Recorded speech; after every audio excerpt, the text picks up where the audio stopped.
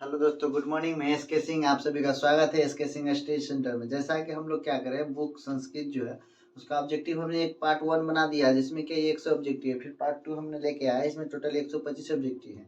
इस तरह से हम लोग बुक का जितना भी ऑब्जेक्टिव है, बुक से जो भी आएगा ये अभी क्लियर हो जाएगा। मतलब ये वीडियो बनाने के बाद बुक का सभी क्वेश्चन क्लियर हो जाएगा। बचेगा कौन? बचेगा आपका बनाने के लिए क्या, बुक तो क्लियर हो गया, बचेगा व्याकरण। व्याकरण का वीडियो में फिर लेके आऊंगा। उसके बाद क्या होगा कि उसके बदले में आज जो डाल रहा हूँ, इसके बाद में दूसरा कौन सा कोई किसी सब्जेक्ट का वीडियो डालूंगा। देखते हैं क्वेश्चन नंबर 1 क्या करता है। योग दर्शन के संस्थापक है। योग देखिए, आप जब भी याद कीजिएगा, योग मतलब क्या, योग योग पुरुष किसको कहा जाता है? तो जो योग कराते हैं, कोई भी योग कराते हैं, उनका एक ब्रांड है जिसका नाम क्या, पतंजलि। क्या है? जिसका रामदेव बाबा का पतंजलि नाम है। तो याद कीजिएगा, योग मतलब योग पुरुष। योग मतलब क्या? योग पुरुष मतलब योगा एक्सरसाइज कराने वाला। उनका कौन है मुख्य? तो ये पतंजलि। तो समझिए क्या, योग दर्शन के संस्थापक कौन है? तो कपिल, पतंजलि, गौतम बुद्ध, कणाद। तो इसमें पतंजलि कौन है? Option number B. Option number क्या होगा? बी। अगला क्वेश्चन देखते हैं क्या है।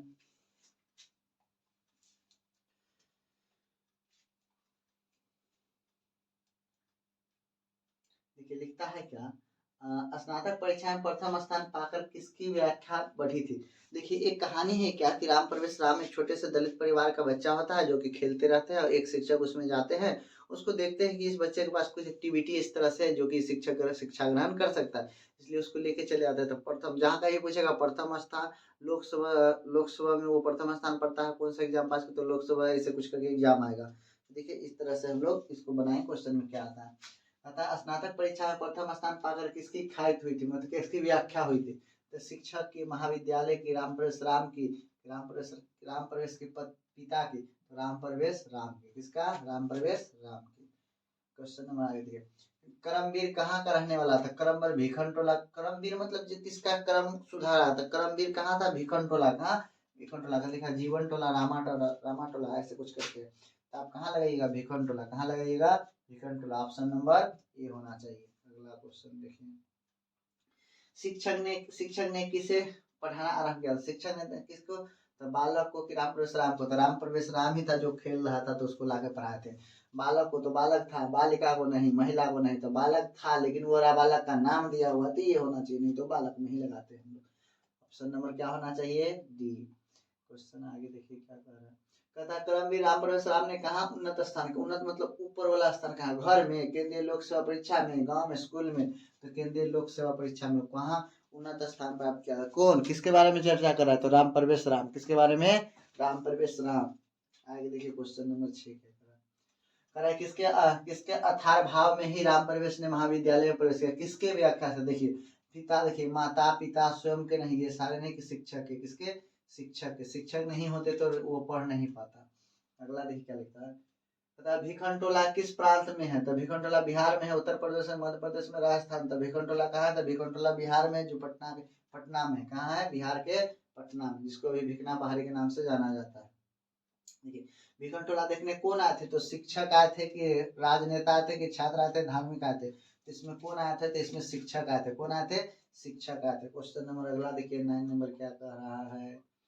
देखिए स्नातक परीक्षा में राम प्रवेश ने विद्यालय में कौन सा स्थान प्राप्त किया था? तो कौन सा? द्वितीय, तृतीय, प्रथम। वो जहां का भी एग्जाम देता था प्रथम स्थान प्राप्त करता था। कौन सा? प्रथम। जब भी राम प्रवेश राम के बारे में चर्चा होता स्थान रखिएगा प्रथम। प्रथम। करमवीर ने कौन सा पद प्राप्त किया था? तो कौन सा? कर्मचारी का, महत्तम का, लघु लिपिक। देखो महत्तम मतलब ऊपर वाला स्थान। महत्तम मतलब फिर क्या? ऊपर वाला स्थान। आगे देखिए क्वेश्चन 11 नंबर क्या कहता है। सांख्य दर्शन के संस्थापक कौन है? सांख्य दर्शन के संस्थापक कपिल है। क्या है? कपिल है। तो योग पतंजलि किसका है? तो योग दर्शन के। पतंजलि किसका है? तो योग किसका क्या है? पतंजलि। ये पूछा सांख्य दर्शन का कौन सा? कपिल लगाइए। कौन सा? कपिल। आगे देखिए 12 नंबर क्वेश्चन क्या कह रहा है। करमवीर राम प्रवेश ने किस परीक्षा में उच्च स्थान किया था? किस परीक्षा में? तो केंद्रीय लोक सेवा। कौन सा? केंद्रीय लोक सेवा में प्रथम स्थान प्राप्त किया। इसमें से लगे थे केंद्रीय लोक सेवा में। आगे देखिए किसकी ख्वाहिश सभी जगह गूंजने लगी? तो राम प्रवेश राम की ख्वाहिश सभी जगह, मतलब उसकी चर्चा सभी जगह होने लगा था। किसका? राम प्रवेश राम का। राम नरेश का, राम राम प्रवेश राम का। 14 परिश्रमी पुरुष को कौन कौन वर्ण करता है? मतलब कौन वर्ण करता है? सरस्वती। तो उसमें वर्ण कौन, मतलब कौन धारण करते हैं? सरस्वती। परिश्रमी पुरुष को ही सरस्वती धारण करती है। क्वेश्चन नंबर 14 देखिए क्या है। दलित पुरुष का नाम क्या था? राम प्रवेश राम। दलित पुरुष का नाम क्या था? वही व्यक्ति राम प्रवेश राम जिसको शिक्षक लोग हैं। राम प्रवेश राम, न कि राम नरेश राम, अवधेश राम, दुखित राम, ये नहीं। राम प्रवेश राम, ऑप्शन नंबर ये होना चाहिए। 16 करमवीर कौन था? तो राम प्रवेश राम था। जीता नाम था, बलराम था, जयराम था। तो राम प्रवेश राम था करमवीर। उसका क्या था? कर्म मतलब क्या? कर्म पे भरोसा करता था, मेहनत पे। और देखिए बालक किसके शिक्षण शैली से आकृष्ट हुआ था? तो शिक्षक के। किसके? शिक्षक के। प्रधानाध्यापक के नहीं, शिक्षक के नहीं, पंडित के नहीं। तो ये शिक्षक नहीं होते तो राम प्रवेश राम पढ़ नहीं पाता, इसलिए ऑप्शन नंबर ये होना चाहिए। आर्य समाज की स्थापना किस नगर में की गई थी? देखिए पहला नंबर, आर्य समाज की स्थापना कहाँ की गई थी? तो मुंबई में। कहाँ की गई थी?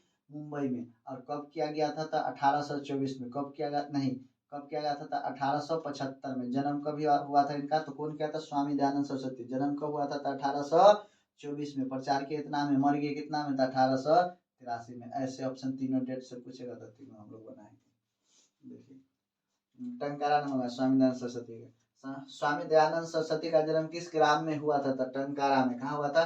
झंकारा, लंकारा, हंकारा नहीं। कहाँ हुआ था? टंकारा में। कहाँ हुआ था? ऑप्शन नंबर बी होना चाहिए। क्वेश्चन नंबर 20 देखिए, आर्य समाज की स्थापना कब हुई थी? तो आर्य समाज की स्थापना 1875 में हुई थी। कब हुई थी? 1875 में। Option number B 1875। आगे देखिए क्या है, मूल शंकर किनका नाम था? मूल शंकर स्वामी दयानंद सरस्वती, राधा मोहन जोझा का, पंडित रामस्वरूप राम का, शुक्ल गणेश का। तो मूल शंकर नाम स्वामी दयानंद का, मतलब बचपन का नाम था मूल शंकर। किसका? स्वामी दयानंद शंकर, स्वामी दयानंद का। अगला क्वेश्चन देखिए क्या कहता है, आर्य समाज के संस्थापक कौन था? आर्य समाज के संस्थापक कौन था? स्वामी विवेकानंद, स्वामी सरस्वत्यानंद, स्वामी राम तीर्थ, स्वामी दयानंद। स्वामी विवेकानंद। कौन सा? स्वामी विवेकानंद, मतलब 22 का ये।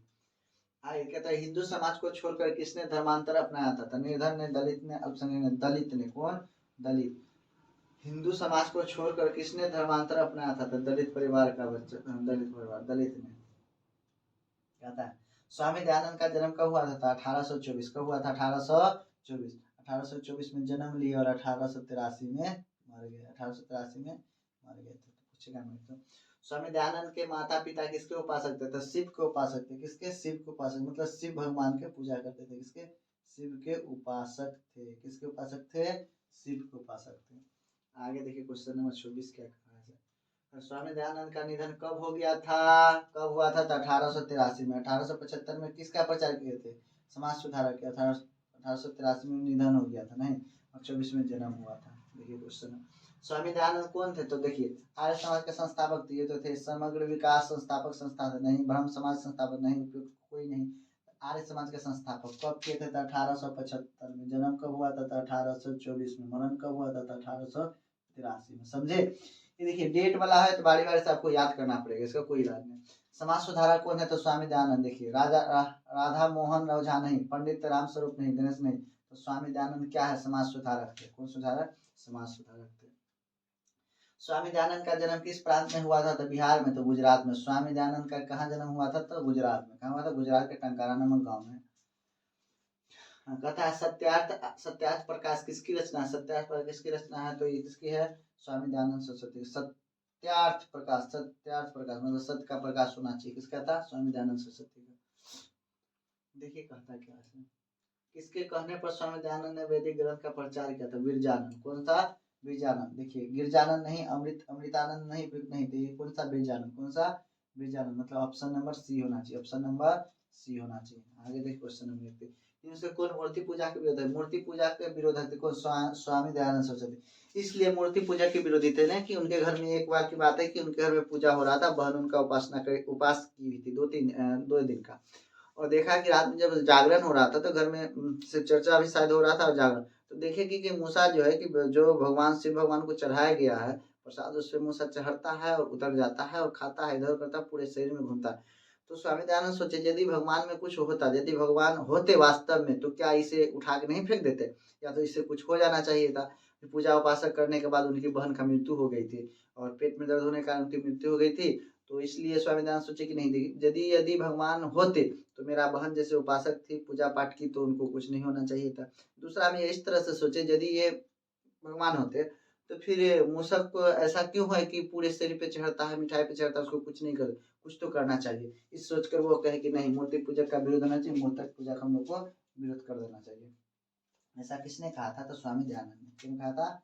स्वामी दयानंद ने। आगे देखिए क्या है। घर छोड़कर स्वामी दयानंद कहाँ चले गए थे? तो काशी, आगरा, मथुरा था, काशी चले गए थे। कहाँ चले गए थे स्वामी दयानंद? काशी चले गए थे। स्वामी दयानंद का जन्म कहाँ हुआ था? तो गुजरात के टंकारा नामक गांव में। देखिए, बंगाल में नहीं, पंजाब में नहीं, पटियाला में नहीं, पंजाब पटियाला ये सब नहीं, तो कहाँ हुआ था? गुजरात के टंकारा नामक गाँव में। उसके बाद कहते हैं क्वेश्चन नंबर क्या, मंदाकिनी वर्णम पाठ कौन सा है? मंदाकिनी वर्णम पाठ के रचनाकार कौन है? तो महात्मा विदुर, महर्षि वाल्मीकि, महर्षि वेदव्यास, कालिदास। ये कौन सा? ऑप्शन नंबर बी, महर्षि वाल्मीकि। कौन सा? महर्षि वाल्मीकि। आगे देखिए, रामायण पाठ के रचनाकार कौन था? रामायण कौन थे? रामायण के कौन है? तो वाल्मीकि। रामायण के रचनाकार कौन है? तो वाल्मीकि। कौन सा है? महर्षि वाल्मीकि या वाल्मीकि। अयोध्या कांड किस ग्रंथ से लिया गया है? तो अयोध्या कांड रामायण का भाग है, जिसमें अयोध्या कांड में रामायण का भाग, जिसमें अयोध्या का चर्चा किया है। खुशी की बात यह है कि अयोध्या में क्या है, 22 तारीख को राम मंदिर का क्या होने वाला है? प्राण प्रतिष्ठा होने वाला। मतलब उस दिन से क्या उद्घाटन होने वाला, उस दिन से पूजा स्टार्ट हो जाएगा राम मंदिर का। देखिए 37 में क्या कहते हैं कि मंदाकिनी नदी किस पर्वत के निकट प्रवाहित होती है? मंदाकिनी चित्रकूट पर्वत के, किस पर्वत के? चित्रकूट पर्वत के निकट प्रवाहित है। हिमालय नहीं, मंडारा नहीं, पारसनाथ नहीं। ऑप्शन इसी तरह, इसी टाइप से सेट करेगा आपको वहां पर। देखिए, सीता रामचंद्र की क्या थी? तो सीता रामचंद्र की क्या थी? तो सीताराम की कौन थी? तो रामचंद्र जी के पत्नी थी। मतलब राम भगवान की पत्नी कौन थी? तो सीता थी। यही दर्शाना था। तो क्या था? तो लिखते पत्नी। क्या लिखते? पत्नी। Option number D, Sita Ramchandra की थी, पत्नी थी। क्या थी? पत्नी। 40 नंबर देखिए, मंदाकिनी नदी कहाँ है? अयोध्या में, चित्रकूट में। तो काशी में कभी नाम है। मंदाकिनी नदी कहाँ है? चित्रकूट में। कहाँ है? चित्रकूट में। कहाँ? चित्रकूट में। आगे देखिए, मंदाकिनी का वर्णन रामायण के किस कांड में किया गया है? तो अयोध्या कांड में। मंदाकिनी का वर्णन रामायण के किस कांड में किया गया है? अयोध्या कांड में। किसमें? अयोध्या कांड में। ऑप्शन नंबर बी होना चाहिए। ऑप्शन नंबर क्या होना चाहिए? ऑप्शन नंबर बी होना चाहिए। इसका देखिए, मंदाकिनी वर्णन पाठ में किस नदी का वर्णन है? तो किस नदी का? मंदाकिनी नदी का ही वर्णन है। किस नदी का? मंदाकिनी नदी का ही वर्णन है। दूसरा देखिए, मंदाकिनी नदी में कौन स्नान करते हैं? तो मंदाकिनी नदी में ऋषि लोग स्नान करते हैं। कौन ऋषि लोग? तथा मृग नहीं, पक्षी नहीं, नर नहीं, ये सब भी करते, लेकिन स्पेशल कौन सा आता है? ऋषि लोग। कौन सा? ऋषि लोग। क्या पक्षी को मना कर सकते हैं मंदाकिनी नदी नहाने के लिए? सब स्नान करते हैं, ऋषि लोग special. Option number D, option number D होना चाहिए। मंदाकिनी नदी किस पर्वत के निकट बहती है? तो मंदाकिनी मंदरांचल, हिमांचल, विंध्याचल, चित्रकूट। चित्रकूट पर्वत के नजदीक बहती है। पूछेगा कि बताइए, मंदाकिनी नदी मंदाकिनी नदी किस पर्वत के निकट बहती है? तो कहा गया चित्रकूट पर्वत। कौन सा? चित्रकूट पर्वत। आगे देखिए, नाचने के समान कौन दिखता है? था पर्वत की नदी। देखिए पर्वत है ना, नाचने के समान है। इस तरह से पर्वत बना हुआ है, लग रहा है कि इस पे जैसा नजारा कि यह नाचने के समान। कैसा है? नाचने के समान। तो पूछेगा बताइए, नाचने के समान कौन दिखता है? तो पर्वत की, नदी की, वृक्ष की, पक्षी। देखिए पक्षी भी नहीं, वृक्ष भी नहीं, नदी भी नहीं। तो कहिए नदी इस तरह से बहता है, तो इसका मतलब नाचने समान नहीं, होना चाहिए पर्वत। क्या होना चाहिए? पर्वत होना चाहिए। हंस सारस से शोभित विचित्र तटों वाली कौन है? तो मुनि, पर्वत, मंदाकिनी, चित्रकूट। हंस और सारस से तो कौन? चित्रकूट जो है ना, किससे? हंस और सारस से शोभित है। मतलब सुंदर दिखता है। किसके कारण से? हंस और सारस के कारण सुंदर दिखता है। किसका? हंस और सारस के कारण सुंदर दिखता है। आगे देखिए क्वेश्चन नंबर क्या है। अतः व्याघ्रपति कथा के रचनाकार कौन है? व्याघ्रपति कथा के रचनाकार कौन है? तो नारायण पंडित, विष्णु शर्मा, रामचंद्र, तो इसमें नारायण पंडित। व्याघ्रपति कौन सा है? नारायण पंडित। आगे देखिए क्या है क्वेश्चन 48 नंबर।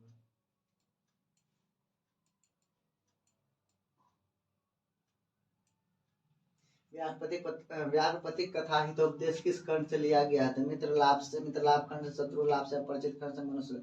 इसमें मित्रलाभ खंड से। कहाँ से लिया गया है? मित्रलाभ खंड से लिया गया है। आगे देखिए क्वेश्चन,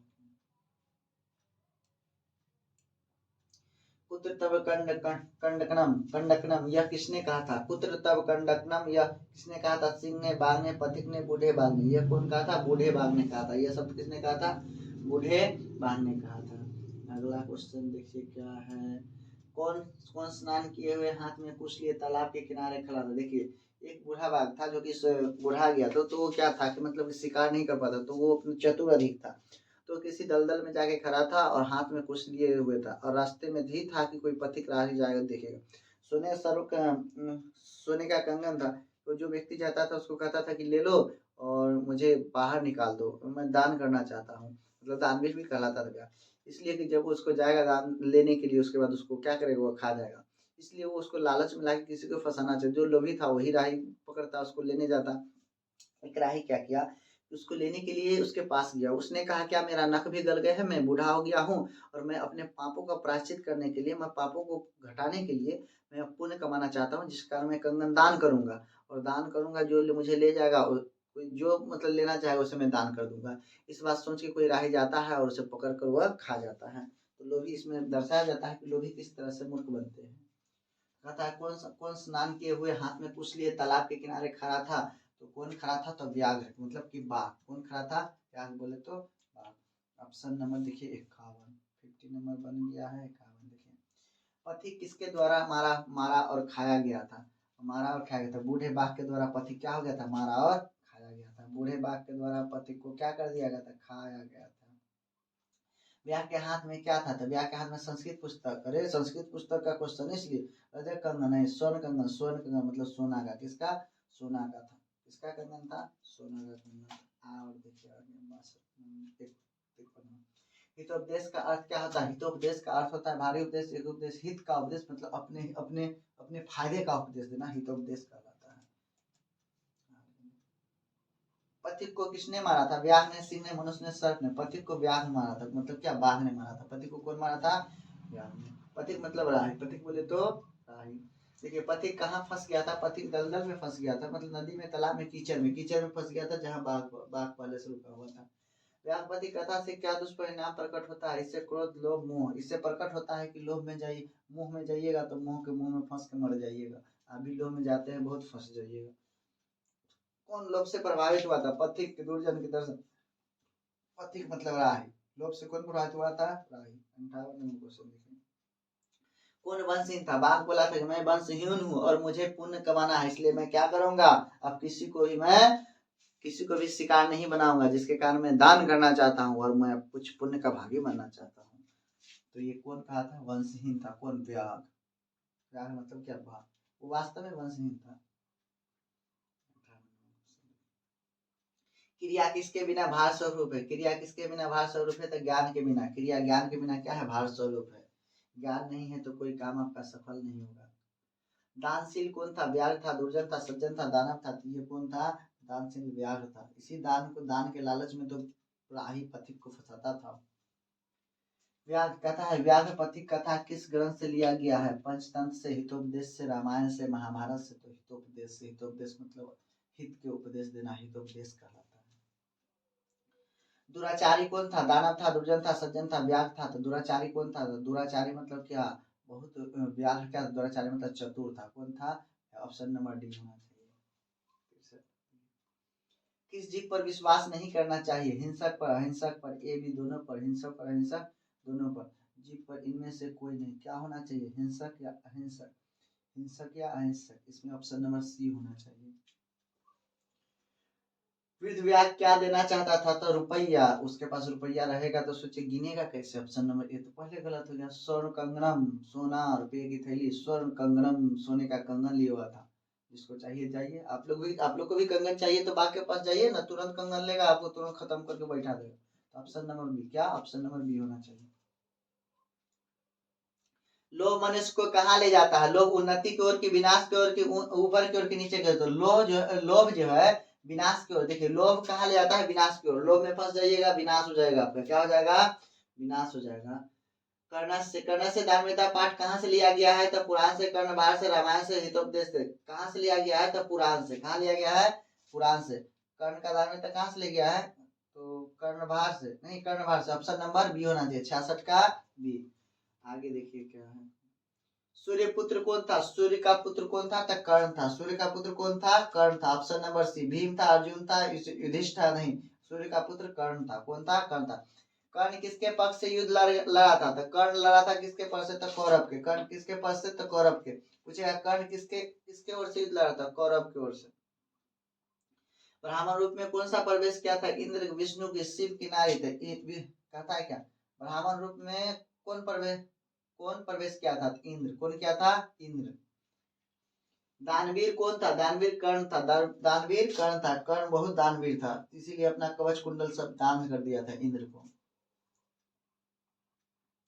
कर्ण किस देश का राजा था? कर्ण अंग देश का राजा था। मगध का, मिथिला का, काशी का नहीं, अंग देश का राजा था। किस देश का राजा था? अंग देश का। कर्ण किसका पुत्र था? कुंती का, कौशल्य का, केकई का, शकुंतला का। कर्ण कुंती का पुत्र था। कर्ण किसका पुत्र था? कुंती का। भिक्षक किस वेश में आया था? भिक्षक राजा के भिखारी किस वेश में आया था? भिखारी के रूप में भिक्षक आया था। किस रूप में? भिखारी के रूप में। कर्णभार नाटक किस रचना के है? तो भास के, कालिदास के, तुलसीदास के, मिथिलेश कुमार मिश्रा के। तो भास के। कर्ण किस का है नाटक है? तो भास के। समय परिवर्तन के साथ कौन नष्ट हो जाता है? शिक्षा। कथा समय परिवर्तन कौन नष्ट हो जाता है? शिक्षा के, भिक्षा के, धन। देखिए शिक्षा जो है ना समय परिवर्तन के साथ नष्ट हो जाता है। जो आपका मतलब कि जिसमें 18-20 की एज में जो भी मतलब क्या शिक्षा है वो आगे चल के क्या होगा? चेंज है, नष्ट हो जाता है। तो आगे चल के धीरे धीरे आपका सभी शिक्षा नष्ट हो जाए। अर्जुन किसके पक्ष से युद्ध लड़ रहा था? तो अर्जुन कौरव के कि पांडव के? तो अर्जुन जो है किसके अर्जुन किसके? तो पांडव के। किसके पक्ष से? पांडव के पक्ष से युद्ध लड़ रहा था। कर्ण कवच और कुंडल किसको दिया गया था? तो इंद्र को। कर्ण कवच और कुंडल किसको दे दिया था दान में? इंद्र को। भीष्म को, कृष्ण को, युधिष्ठिर को नहीं, इंद्र को। किसको? इंद्र को। कवच और कुंडल किसके पास था? इंद्र के पास, भीषण के पास, कर्ण के पास। ये कर्ण के पास था और दान में दे दिया था किसको? इंद्र को दे दिया था दान में। ऑप्शन नंबर डी होना चाहिए। कर्ण ने कवच कुंडल देने के पूर्व अंत क्या देने की चर्चा की थी? ये कर्ण बोला था क्या तुम मेरा सर दान में ले सकते हो? इच्छा क्या प्रकट की थी? बोला कि तुम यदि चाहते हो तो मेरा अपना सिर दान में ले सकते हो। स्वर्ण, कनक, पृथ्वी, ये सब बात का बात है। पहले क्या बोला था? अपना सिर दान में ले सकते हो। मतलब ऑप्शन नंबर डी होना चाहिए। ऑप्शन नंबर डी होना चाहिए। कर्ण के कवच कुंडल, कर्ण के कवच कुंडल, कर्ण के कवच कुंडल की क्या विशेषता थी? उसका यह वह बड़ा था? नहीं, उसे भेदा नहीं जा सकता था। वह सोने का था। वह अति लघु था। वह उसे भेदा नहीं जा सकता, उसको कोई भेद नहीं सकता था, ऐसा था। 82 देखिए। कर्ण से दानवीरता पाठ के लेखक कौन है? भास, कालिदास, तुलसीदास, मिथिलेश कुमार मिश्रा। तो क्या है? कर्ण से दानवीर पाठ के लेखक कौन है? तो कालिदास की, तुलसीदास की, भास। तो इसका लेखक है भास। कौन है? भास। 83 देखिए। विश्व शांति पाठ में किस वातावरण, विश्व शांति पाठ में किस वातावरण का ऑप्शन लग रहा है? विश्व का कौन सा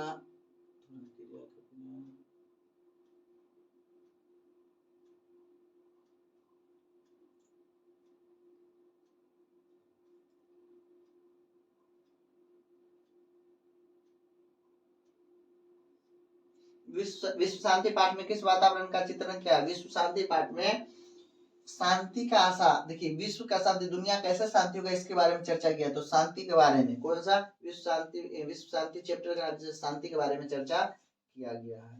देखिए और क्या लिखते हैं। देशों के बीच झगड़ों को शांत करने के लिए कौन देशों के शांत करने के लिए कौन है? देखिए राष्ट्र संघ है कि संयुक्त? इसमें देखिए राष्ट्र संघ मतलब देश है, संयुक्त राष्ट्र संघ है कि उच्च न्यायालय है कि सर्वोच्च न्यायालय? ये सारे नहीं है कौन? Option number B. कौन है? ऑप्शन नंबर बी है। Option number B. 85। दुख का विषय क्या है? अशांति के शांति। दुख का विषय यह है कि पूरे देश विदेश में अशांति फैला हुआ है। क्या है? अशांति। अशांति मानवता का क्या कर रही है? अशांति मानवता का विनाश कर रही है। देखिए सारे जगह भारत, पूरे पूरे विश्व में क्या है? अशांति फैला हुआ है, जिससे क्या है? मानवता का विनाश हो रहा है। मानवता का क्या हो रहा है? विनाश। सब लोग एक दूसरे से क्या है? परेशान है, एकदम इधर से उधर होते रहते, कोई बिना काम का। किसके बिना ज्ञान भार स्वरूप है? किसके बिना? तो देखिए व्यवहार के बिना। यदि आपके पास ज्ञान है तो व्यवहार से प्रचलित होना चाहिए। व्यवहार से यदि प्रकट चले कि आपके ज्ञान में कुछ कमी है तो वह व्यवहार बेकाम का है। वैसा ज्ञान कोई काम का नहीं। ज्ञान होने के साथ साथ उसका व्यवहार चेंज होना चाहिए। क्रिया के बिना क्रिया के बिना क्या भार है? धन है कि दौलत है कि समान है कि ज्ञान? अतः क्रिया के बिना क्या भार है? तो क्रिया के बिना क्या भार है? तो ज्ञान। क्रिया के बिना ज्ञान भार है। विश्व शांति का कौन काल माना जाता है? तो सूर्योदय की, सूर्यास्त की, रात्रि की, उषा। देखिए सूर्योदय। विश्व शांति का कौन? विश्व यदि शांति रहेगा तो सूर्योदय मतलब विश्व आगे बढ़ेगा, वही बात कर रहा है इसमें। बैर को कौन बढ़ाता है? अबैर की, बैर के स्वार्थ की, परमार्थ स्वार्थ क्या बनाता है? स्वार्थ। बैर मतलब क्या? बैर मतलब दुश्मनी को कौन बनाता है? स्वार्थ। आप अपने हित का सोचिए खाली तो दुश्मनी बढ़ेगा ही ना, समाज का भी सोचिए, कुछ नहीं रहता है। मानवता के विनाश का भय किसे है? शस्त्र से, अस्त्र से कहता मानवता का विनाश तो अस्त्र से। जब विनाश करना है तो तलवार उठा लीजिए, कोई कुछ बोले काट दीजिए, देखिए विनाश कैसे होता है। अनेक राज्यों में परस्पर क्या चल रहा है? तो अनेक राज्यों में शीत युद्ध चल रहा है। क्या चल रहा है? शीत युद्ध। शीत युद्ध का मतलब होता है क्या? बातों से युद्ध होना चाहिए, क्या अस्त्र का प्रयोग न के बात के द्वारा यदि किसी दो देशों के बीच, जैसे शीत युद्ध पूछता है क्या, हिस्ट्री पूछेगा शीत युद्ध क्या हो? जब दो देशों के बीच सीधा युद्ध न होकर बात के द्वारा मतलब बातचीत मतलब बातों के द्वारा युद्ध चला तो शीत युद्ध कहा जाता है। जैसे आपका मेरा बात बोले तो कुछ बोले आप, फिर उधर से बोले, फेस टू फेस युद्ध नहीं करके क्या करे, बातों के द्वारा युद्ध होगा तो उसे शीत युद्ध कहा जाता है। ऑप्शन नंबर डी होना चाहिए, ऑप्शन नंबर डी। अशांति के कारण कितने हैं? तो अशांति के कारण दो है। क्या है? दो है अशांति के कारण। भारतीय दर्शन का मूल तत्व किसे माना जाता है? भारतीय दर्शन का मूल तत्व किसे तो किसे माना जाता है? तो शांति को।